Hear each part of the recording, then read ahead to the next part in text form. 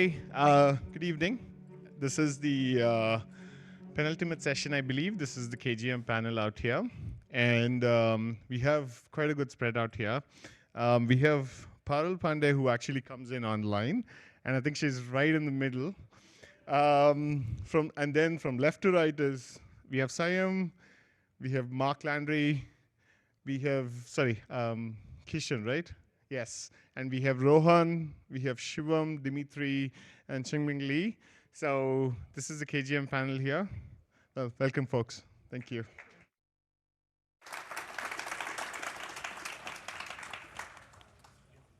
I might have. Hey everyone, I think this is more rare than Halley's Comet. Even though given Kaggle's only been around for 20 years, this is the biggest gathering ever of Kaggle Grandmasters in Australia.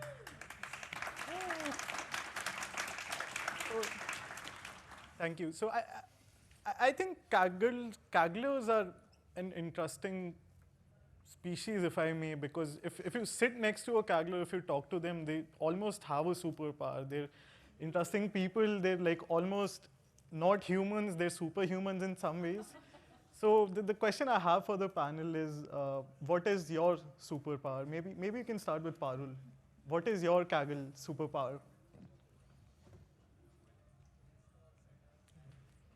Be part of the session in person. Am I audible? I am? Yes, now we can hear you. Okay. But thanks to the production team for making me appear magically in between the panel.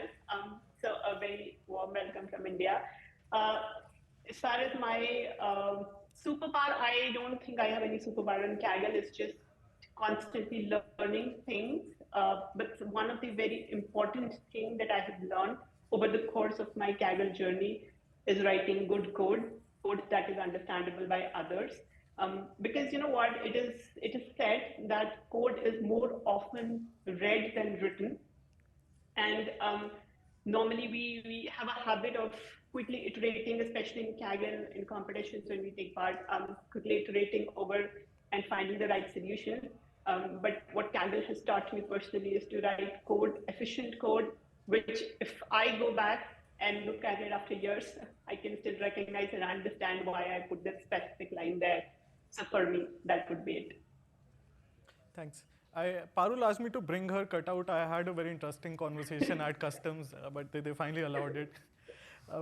Maybe you can go around the panel and start with Chun now. Sure. I guess in terms of my background, so I would say my superpower would be in terms of language. Maybe more technically, it's called natural language processing. So I tend to focus on NLP competitions. It's quite interesting because I tend to focus on a certain domain, whereas I have a lot of colleagues that are good at everything. So I guess this is my superpower, but it's also a limitation in the sense that, for example, when it comes to computer vision, tabular data, I think some of my colleagues are better, but NLP is, I guess, my superpower. Nice. I think my superpower is being persistent, actually. But to be honest, there is a fine line between being persistent and being stubborn, actually. I'm not trying to cross it, actually. But it's hard. It's really hard. Well, thanks for the question, superpower. It almost feels like an Avenger, I would say. In my case, my superpower, I would say, is structured thinking, end-to-end thinking for open-ended business problems. I always try to focus on how I can break down a problem into a series of structured tasks, small tasks, and then iteratively try to solve them one at a time. And that's how I have practiced this in some of the competitions on Kaggle as well. So my superpower, I would say, is not marrying any toolkit or a library. Right? So the field of machine learning is progressing and advancing so fast. I think it really helps, and it's helped me quite a lot in constantly evolving myself, just learning new things after every competition, whether it's new libraries, new techniques, or even new languages, to have that open mind and keep adopting as the space moves. I don't know whether it's superpower or not. My background is on computer vision. I do and study and research computer vision during my college. But actually, my first Kaggle gold medal is under NLP, natural language processing competition. Before I do cargo, I know nothing about NLP. And I learn and compete at the same time. So finally, I can get that gold medal. So I think the ability to learn new things is very important for me. Yeah. I think mine would be trying to deal with difficult data. So when I see a competition that people are kind of struggling to even understand what's the point or what's the metric, those are the ones that kind of attract me to just go fight with the data and try to sort something out that people are either going to underfit because they don't understand or overfit because they don't understand. So those are the ones that I kind of gravitate towards and do the best at. I think there's also a lot of humbleness around this panel. There are rumors that Ming can just read in predictions from the model, so raw predictions, and he just can stare at them and talk to the model. He's a model whisperer of sorts. AutoML and AutoDL at H2O was named after Mark Landry and Dmitry Larko. Rohan is a grandmaster in all categories. Shivam is on his way to become a quadruple grandmaster. Qishen, whenever he joins a competition, no matter where he's on the public leaderboard, he always jumps up to #1 eventually. So like if you see on a competition, you know the #1 spot is gone for sure. My next question, I'll start with Ming, is many of us became grandmasters after joining H2O. So what was that feeling like, and was H2O a push for that? Sure. Was the team responsible for that? Okay, so I guess for the folks that are new to Kaggle, there are tiers. I guess Grandmaster is the top. The tier below is Master. So before I joined the company, I was a Master. And the head of the GM team, a very funny guy by the name of Olivier, based out of France, was saying that I was asking him, can I join the Grandmaster team when I'm not a Grandmaster yet? And he said, no problem. Don't worry about it. So I think in that sense, there was no external pressure. But I did feel a lot of social pressure because I'm dealing with the Grandmasters on a day-to-day basis, and I'm calling myself part of the Grandmaster team, so I think there was some pressure. But it worked out well because I've been with the company for about a year, and at the start of the year, I competed in my final competition to hit Grandmaster, so I think that was a big achievement for me, and I'm very happy about that. Maybe I can ask Parul as well, because Parul joined us. She's one of the best writers in machine learning period, and she joined us and very casually decided to pick up notebooks as a category. And I think she was one of the fastest ever to become a grandmaster in that category. So yeah, I think when I joined H2, I didn't even use Kaggle that much. I used to use it to download data sets, and that's all, because I thought like Kaggle is all about competition. But when I came to H2O, there was this group of KGMs, and I would always wonder like what it takes to be in that group. And then another thing was that there were very few females in the Kaggle arena that time. Definitely Kim, who is also a grandmaster at H2O. She's a competitions grandmaster. There was Rachel that time who was in Kaggle. But other than that, I would go and I would see the leaderboards. I would see the discussion forum. I mean, it was all, it is an all boys game. Why is that, like, there are no females, even though everything is open? And I thought probably, first I tried Kaggle just to understand more about it. And thanks to Sanyam and Rohan and SRK, who used to be a part of H2O, these people, they sort of encouraged me, like, you can pick it up and slowly bring work on it. And then I also thought, use this as a means to educate the community about Kaggle is more than competition. Kaggle is a complete world. There are, for people who are interested in curating data sets or working with them, there's a category for those. People who are interested in writing good quality notebooks. I mean, look at Shivam's notebooks, they're just super power. Look at those for competing in competitions again. And just networking with the best minds on this planet.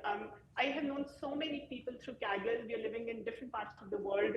Nobody knows each other outside the realm of Kaggle. And you learn from them, you learn from these solutions, you contact them, you create a team, you work with them. So that's the beauty of Kaggle. And that's what I wanted to present to the world, and also encourage people to not be intimidated by Kaggle, but try and experiment, because this is that platform which will give you so much without charging a single penny. And the relationships that you create here, the networking you create here, they last for a lifetime. Thanks, Parul.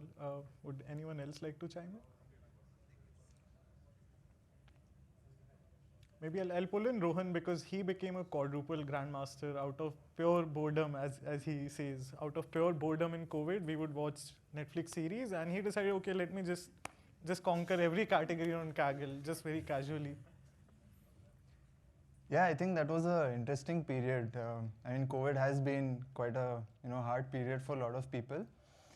And when it began, I think a lot of people suddenly found that they were working from home, me included. And yeah, I mean, a lot of people spent time on Netflix, and I was not very active on Kaggle at that point in time. But then I just decided, okay, let me just take this as an opportunity since I suddenly have a little bit more time. And I decided to pursue, the other 3 categories where I was not a Kaggle Grandmaster. And fortunately, in a span of, I think, 8 to 9 months, I was able to, complete the remaining 3 tiers. So, I mean, it was unplanned, and I kind of just made use of a little opportunity that came my way. Maybe I should take it too, because we're probably one of the more well-known ones that have come from one to the other. So I was on the first, it wasn't a Grandmaster panel because there was no Grandmaster title when we did the first H2O Kaggle group. But yes, there was a lot of pressure, it felt. Like people didn't put that pressure on me, but it was like a Grandmaster to us and things like that. You had to say it at some point. So at that time, I had like the 2nd or 3rd most silver medals, but I didn't have the gold medal I needed. So, but you got to do what you do. And so eventually it happened. I never stopped trying. I wouldn't say I tried any extra hard.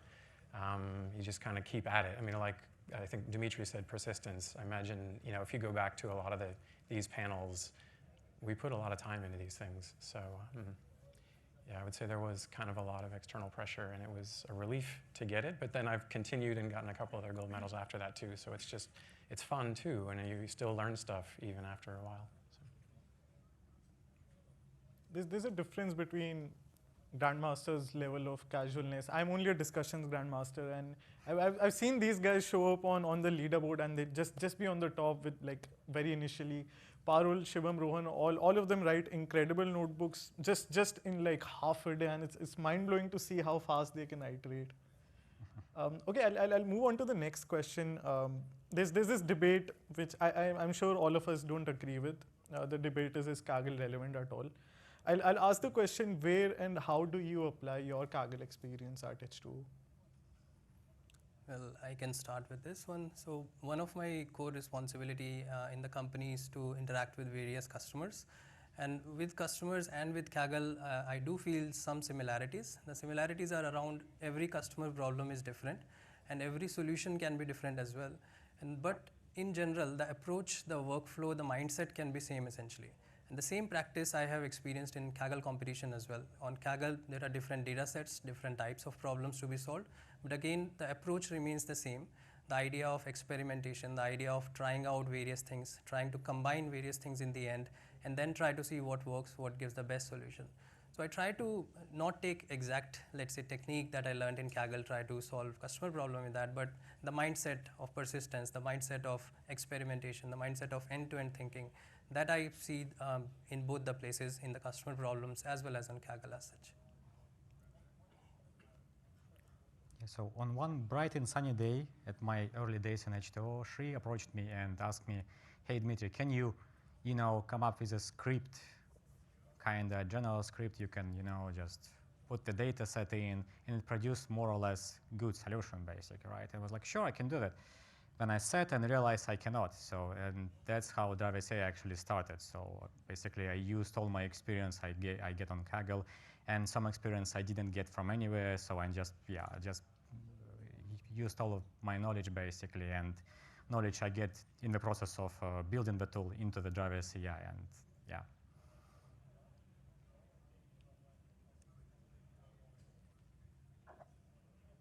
I guess maybe if I can hop in, just to switch tracks a bit. I think there's one non-technical aspect of Kaggle that maybe we don't even think about, which is, so Kaggle competitions, you can actually team up with people, right? So we're not necessarily just competing by ourselves.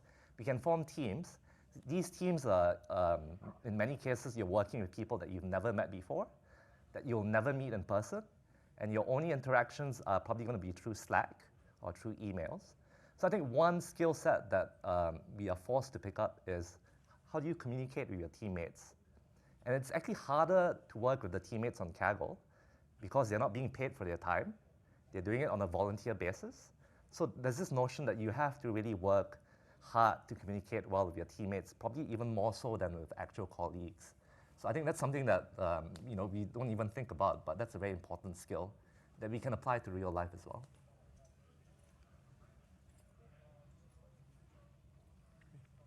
Does anyone else want to jump in?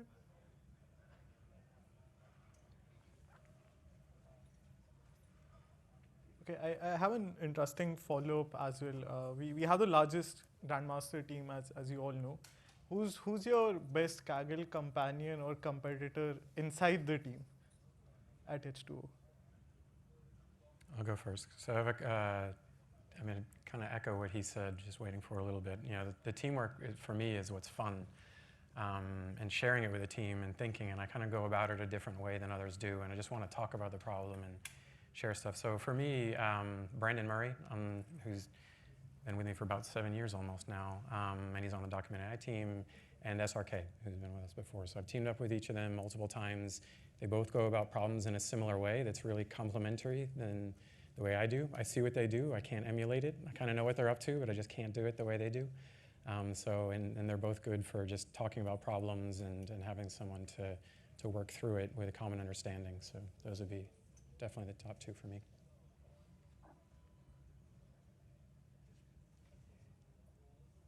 Yeah, I can share maybe. For me, it was always been Kun Hao, who was based in Taiwan. He used to be part of our team, but he decided to start something of our own. So together we competed in more than 6 competitions in a span of 8 or 9 months. It was last year. And we used to team up and split various type of tasks that can be taken up, like trying different models, trying to combine them, see what works. And we won 4 silver medals, 1 gold medal, and one solo competition with all the sharings from different mindset among the team assets. So it has to be Kun Hao for me. To me, it's going to be Marios Michalidis. I team up with him inside the H2O. But I also have to acknowledge, because I'm a good son, actually, right? And I have to acknowledge my father, actually, who is a Kaggle Grandmaster as well, and with whom I mostly team up on every single competition, yeah. That's some serious peer pressure, right? If your dad is a Kaggle Grandmaster. That's a serious peer pressure to my son, actually, who is 16, yeah. I'm good in extrapolating things, right? So it's inevitable, right? So if your grandfather is a Grandmaster, your dad is a Grandmaster, well, what else you can do in life, basically? It's destiny. No one wants to name competitors? Maybe Parul? No, nobody's competitors. I learn from everybody. I would like to team up with everybody, but mostly I team up with myself because I mostly participate not for competition. But we did participate in, so the females at H2O, we participated in WITS competition, which was Women in Data Science competition. I think that was real fun. And how we all got together. We were 6th on the leaderboard that time. The next time, other H2O females, they got together, they were number 1. And so, yeah, so every year that happens, we look forward to that. And we really look forward to sort of at least going or staying in the top of the leaderboard so that at least, because this is a competition which is targeted towards women in data science, so we make sure that the top 3 positions are actually held by women. So we have a lot of pressure to maintain that. Thanks. As has been established very loud and clear, no one on this panel likes me and considers me their companion. So I'll sadly move on to the next question. But Sanyam, you've been asking questions to everybody. I would like to ask you the question: all the questions that you asked everybody. What was your motivation of becoming a Kaggle Grandmaster after joining H2O? Who is your favorite competitor and things like that? So I'll share the real story. You get a jacket when you become a Grandmaster. And someone on this panel offered me the jacket. And they gave me 45 days to do it. So just as a challenge, I did it in 22 days. And it's only in discussions, but that's my proudest achievement. So that's the honest story behind it. Before that, there was no motivation, but the jacket was motivating enough. So this aligns with an audience question I see bubbling up. What is your favorite Kaggle battle story? I consider the competitions are really like a battle. You're always looking at the leaderboard. You're always staring at the differences in scores. You're seeing who's on top, who's moving up. You sleep, you're down by 50 positions. I'm also almost romanticizing it, but it's quite addictive in that way. So what's your favorite battle story from Kaggle? So there was a competition. They asked, on this competition, you've been asked to segment ships out of satellite images. What was interesting about this competition is a battle story, basically, right? So I pick up the model. It was a fairly good model, basically, right? I have really good architecture. I design a pipeline, and I keep this model to train, let's say, for 12 hours, right?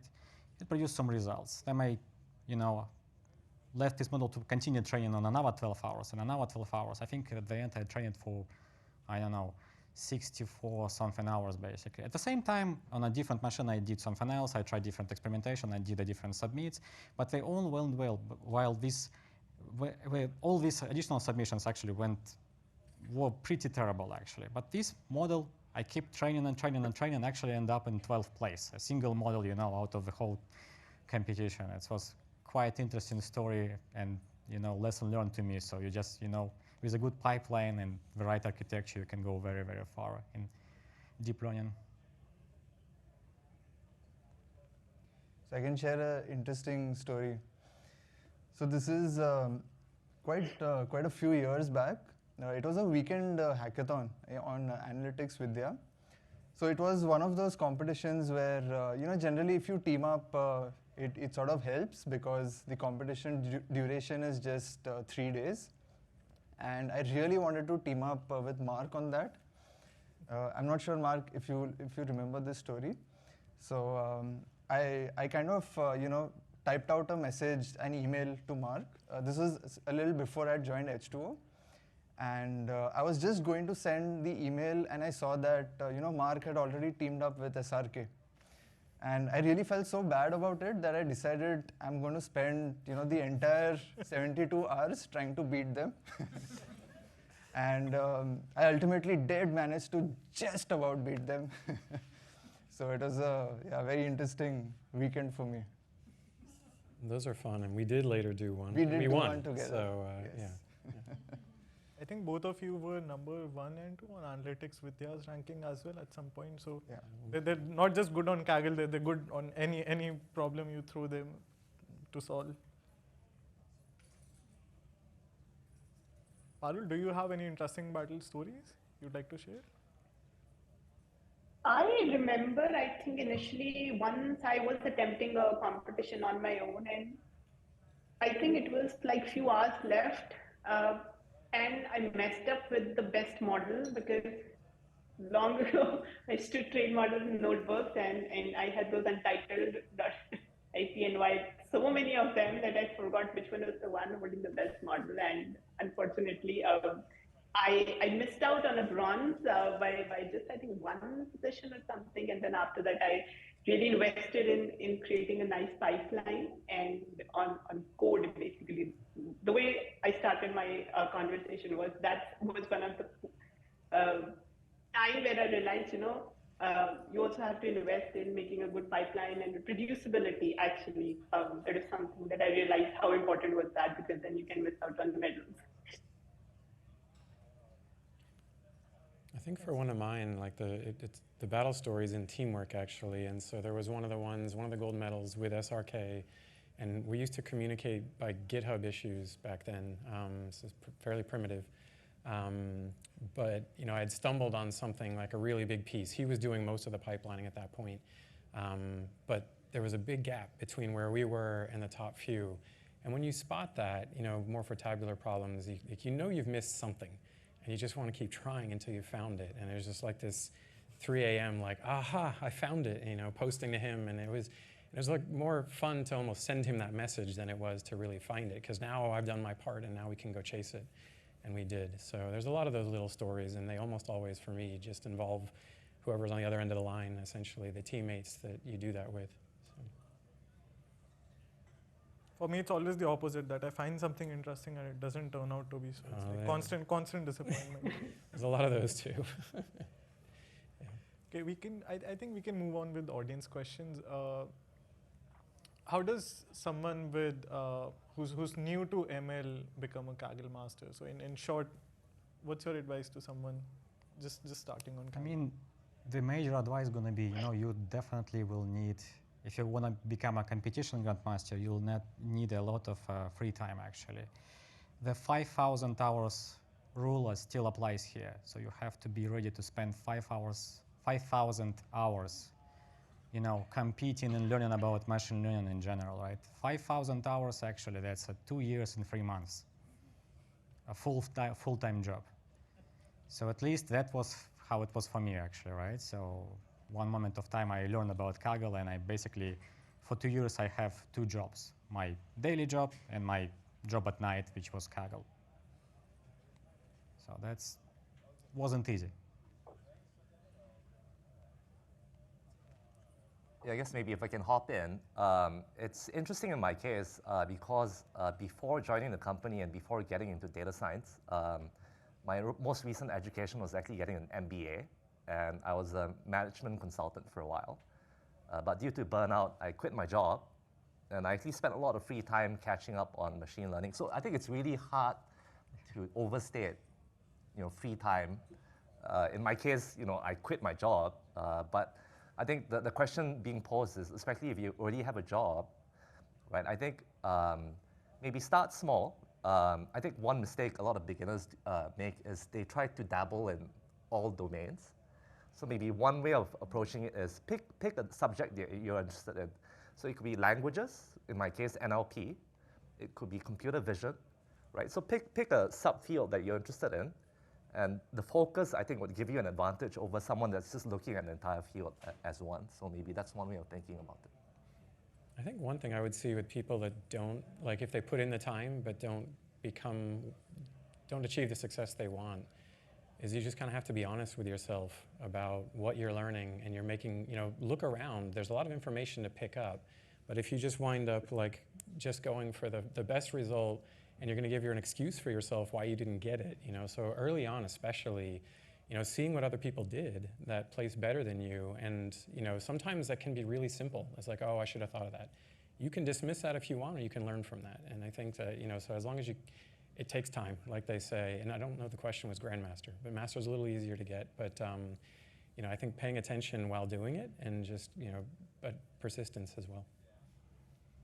I can say that data science is seen to be like a big field, wide field, and it feels intimidating to start with. And sometimes in the learning journey, there may be a lot of distractions. Many beginners make this mistake that they tend to deviate from what they started.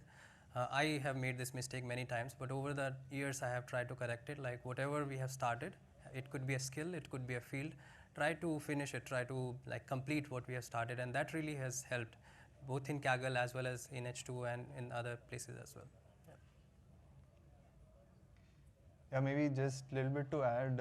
So even if you look at many of the top 100 Kagglers, or many of the fairly successful Kaggle Grandmasters, I think a lot of them come from very, very varied backgrounds, right? So, and that's a sign that there is no set prerequisite or requirement for someone to grow or become better in it. It's just investment of time, effort, learnings, and just self-improving, as a lot of the points that have been mentioned. I think we're running out of time, so I'll try to squeeze in 2 questions. Have you had, and this is similar to what you were just talking about, it says, have you had a career outside of data science, and what was it? Maybe you can start with Parul, because I know she has an interesting background. Yeah, definitely. I come from an electrical background. I used to work for the power industry in India, and in working for an industry, power industry in India is pretty challenging because at that time they were shifting from government to private, and a lot of data was involved, and automating a lot of it was involved. It wasn't called machine learning then, but we were actually crunching large amount of data, and we had our own name. So I come from that background, and we did make sense of data. We tried to understand what it is. And coming to machine learning, it was pretty natural to see that there are tools that are available which can help us in automate things faster and create solutions for the public, create solutions out there which is going to help people in the longer run. So yes, I come from an absolutely. So I was from electrical engineering. I just studied computer science in my first year of engineering, but then I had to learn and relearn everything myself, and I was on the maternity break. So yes. Thanks, Parul. Anyone else wants to jump in?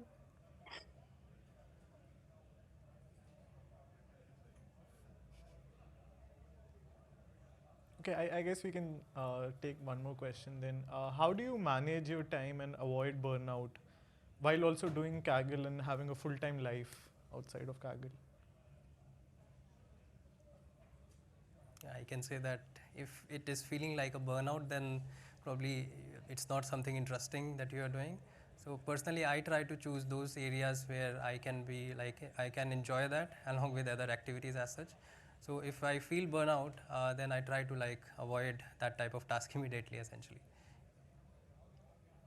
Yeah, I mean, to me, I think I've been burned out twice by from the Kaggle.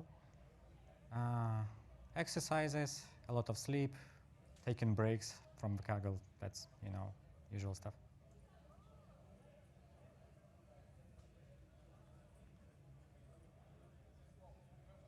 Qishen, do you have anything to add? Yeah, so to cargoling is not only to compete, but I think the main idea of cargoling is to learn new things. So the question is actually how do you deal with your work and learning? So I think people should first focus on your own work, and when you feel tired or it's time to learn some new thing, you can go to cargo. Yeah, I would second what he said on competing. Like, there's different ways of competing too. So, I mean, I've done about 100 competitions. So, you know, we've all competed to try to get better, but you can find a little pocket. So if you don't have enough time on something, there can be some little thing that I'm trying to optimize. And Kaggle, to me, their main purpose, there's a lot of great things they do, but the main purpose is to hold a competition with a clean leaderboard that you can trust that nobody else knows the answers to. So you're all on equal playing foot. You don't know what those predictions are doing. And that's important because you can easily cheat on your own. You can see something and exploit that without thinking you are, but you can't do that with Kaggle generally. So you can find little pockets that you can do even for a few days or something like that. Like, I'm going to find the coolest way to do this and see if I can rise up a certain number of leaderboards even if I'm nowhere close to the top. So there's little ways that you can find some way to be interesting, I suppose, even if you're not going through the grind of trying to be at the top. And that can be, I don't know about burnout for me, but sometimes, especially like letting your teammates down, that's not cool. So, you know, you've agreed with somebody and you kind of come to terms with, yeah, I'm going to put this much effort, but you're never explicit about it. But that can be the grind for me, is like a month in and we're doing well and I'm letting them down because I'm having to do whatever it is, home life, work, things like that, you know, communicating that. But that's tough at that point. Like, okay, I just got to sit down at 2 in the morning and try to get some work out. You know, that happens. So. I guess maybe some practical advice I could give is, I mean, Mark just mentioned participating in 100 competitions. I guess in my case, I've been on Kaggle for 5 years. I participated in a total of 12, a dozen competitions. So I guess one very practical answer is budget maybe 1 competition or 2 competitions a year. And you know there's a concrete start and end date. Versus, I mean, a lot of our colleagues are able to do that, you know, just participate. Maybe just setting a time budget. This time of the year, I'm going to work on 1 competition, and I'll do it again next year. I think that makes it very easy for you to budget your time and also tie it to work. As Mark said, it's a bad thing to let your teammates down, and I don't want to let our team down since we're already over time. I'll try to wrap up, but anything you all want to add before we wrap up? Parul, Qishen, anything you want to say before we wrap up? I would just say enjoy Kaggle and just make the best use of it. It can be very addictive, especially because ranks are involved and you're in this constant cycle of retaining your rank. But just enjoy it, and then you'll get the best out of it.